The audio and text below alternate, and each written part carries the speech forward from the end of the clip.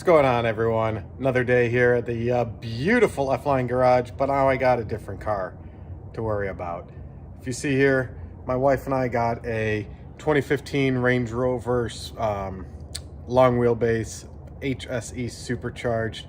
Love this thing. Haven't really posted any content on this as it's been absolutely beautiful and awesome to drive. The extra long wheelbase is awesome for our son to get in and out of the back seat. But last night when we were driving around, we heard some unfortunate noises in the front, and the check engine light came on. It was more of a clunk grinding sound coming from front suspension. Don't know. But let's go run some codes and see what we got, because haven't really had to work on this thing yet.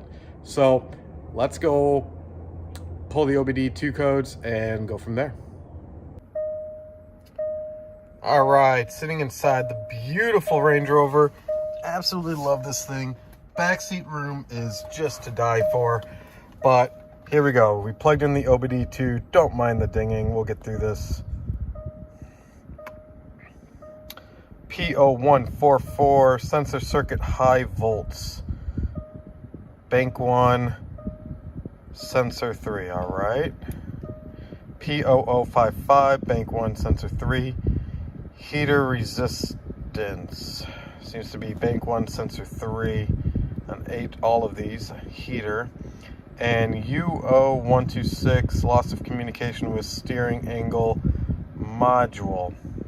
Lovely. I have no idea what any of this means yet, but I'm going to look into this, and we're going to fix this on the cheap because I don't have the pocketbook to maintain this at the dealership because I am my own warranty. So let me look into this, and we're gonna go get some parts and figure this out.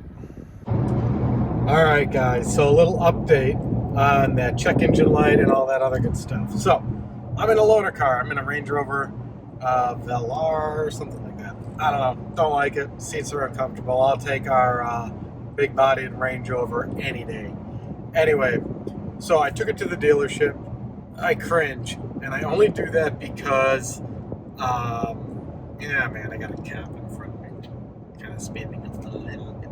Okay, so I took it to the dealership because I found out that it was an O2 sensor and that they are still covered under warranty because I had an issue with them. They were covered up to about 115,000 miles. We're well under that. Well, not really. We're at 90-some thousand. So anyway, long story short is that they took care of it.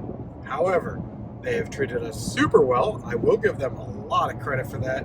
Customer service has been top-notch as expected, but not always what we receive. But we have gotten some awesome customer service from Range Rover of Sarasota. Okay, so there were some other things wrong with it. We had bad motor mount.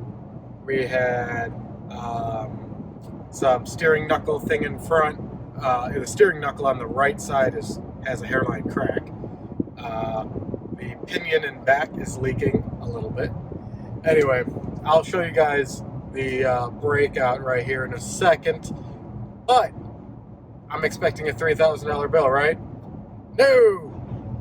$10,464. 10 G's. Over. That kind of hurts. I had to pay $210 for them to look over the vehicle. That was actually money well spent because they found some, like the hairline crack in the steering knuckle. That's kind of a big deal. If that fails, that's catastrophic. That can be pretty bad. But I also got all the part numbers, which is great because now I can take all those part numbers, find it on the web, and do all the work myself. Brake booster is another one. It's a lot. I priced out everything if I were to do it myself, and it was $2,400. I don't know if I need any special tools. That's just parts. And that's if I consider my time is free, which right now it is. So, anyway, there's a little update. The check engine light is now off. Everything's kosher with that. So there's an update on that. But everything else, we got a lot of work to do, my guys. So stay tuned. How hard can it be?